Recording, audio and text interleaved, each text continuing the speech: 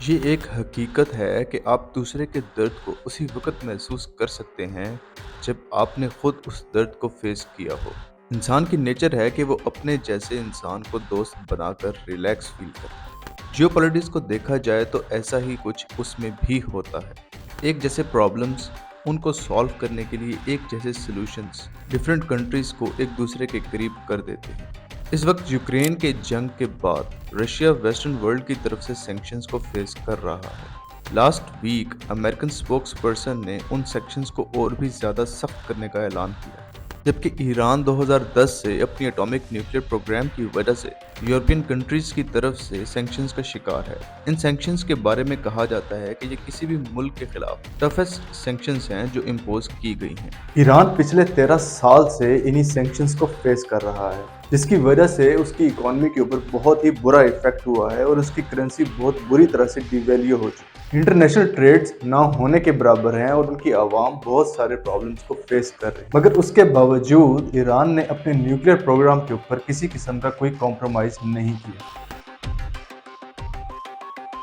Russia بھی اب ایسی ہی سینکشنز کو فیس کر رہا ہے،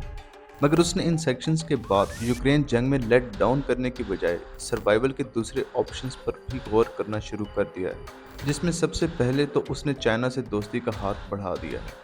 اور اب ایران کے ساتھ بھی ٹرانسپورٹ لنک ایکسٹینڈ کرنے کے ایگریمنٹ کو سائن کر کے اس کی طرف دوستی کا ہاتھ بڑھا دیا ہے۔ سوویت یونین کے ٹوٹنے کے بعد سے ایران اور رشیا کے ریلیشنز بہت کلوز رہے ہیں، یہاں تک کہ یہ دونوں ملک ایک دوسرے کے اسٹریٹجک الائے سمجھے جاتے ہیں۔ رشیا نے ایران کو سیریا اور عراق وار میں سپورٹ کیا، تو افغانستان وار میں ایران نے بھی رشیا کو سپورٹ کیا۔ جب ایران پر سینکشنز لگیں تو رشیا نے ان سینکشنز کی پرواہ نہ کرتے ہوئے ایران کے ساتھ اپنی ٹریڈ کو کنٹینیو رکھا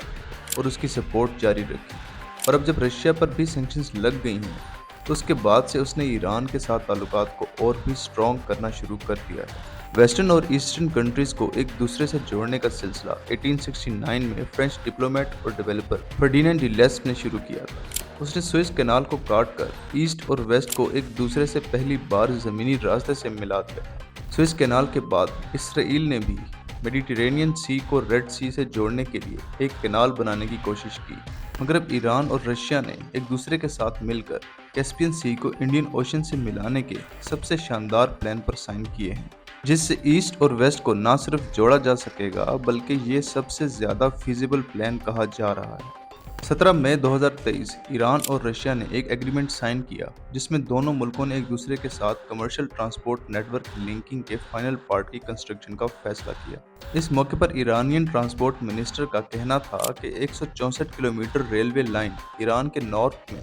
3 سالوں میں مکمل کی جائے گی۔ یہ ریلوے لائن صرف وہ مسنگ لنک ہے جو international north south transport corridor میں انکمپلیٹ تھا۔ اس کی مدد سے رشیا آذربائیجان کے راستے سے ایران کی ساؤدر کوسٹ لائن اور انڈیا تک سمندری راستے سے نیئرسٹ وے میں کنیکٹ ہو سکے گا۔ اس منصوبے کی سب سے اہم بات یہ ہے کہ ان دونوں ملکوں پر ویسٹرن سینکشنز کی وجہ سے یہ ملک سوئس کینال والا ویسٹرن راؤٹ ٹریڈ یوز نہیں کر سکتے، لیکن اس راؤٹ کی وجہ سے یہ دونوں ملک ویسٹرن راؤٹ کو یوز کیے بغیر بھی ٹریڈ کر سکیں گے۔ پوٹن نے اس ایگریمنٹ کو دونوں کنٹریز کی اکنامک کے لیے گیم چینجر قرار دیا۔ پوٹن کا یہ بھی کہنا تھا کہ اس ایگریمنٹ کی مدد سے دونوں ملکوں میں نیو جابز اور انویسٹمنٹس کے چانسز اوپن ہوں گے۔